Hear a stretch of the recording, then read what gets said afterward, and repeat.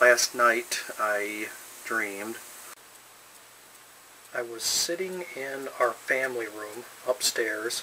I was seated beside the table that we have in that room, and I was watching an episode of the television series Married with Children. And somebody was watching it with me, but I wasn't aware at this point of who was seated on the other side of the table.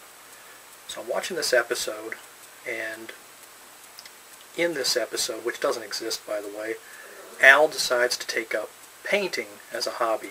He registers for a painting course, and about midway through his very first class, a world-renowned art critic walks in and is just blown away by the painting that Al is working on. And at first, Al's very flattered by what he has to say. Then the art critic, even though Al hasn't even finished this painting yet, offers him 25,000 francs for it.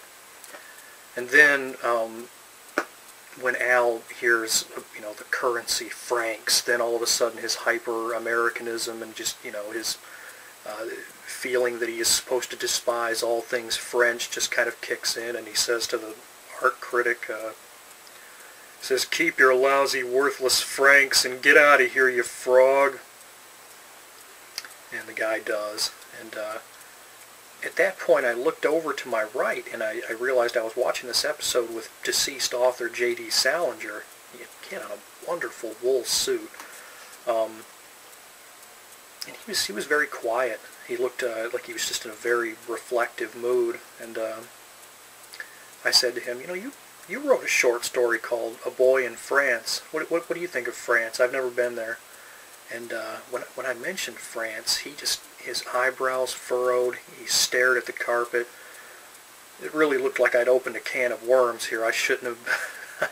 I brought up a sensitive topic. I shouldn't have mentioned France. Things got awkward very quickly. So I reached for a glass that was on the table that I'd been drinking from, and I said, J.D., back in the 90s when Batman Forever was out in theaters, I got this little drinking glass with a Happy Meal. See, it looks like Tommy Lee Jones as Two-Face, and the handle is the coin that he's flipping going across. This thing was manufactured in France, and it's held up remarkably well.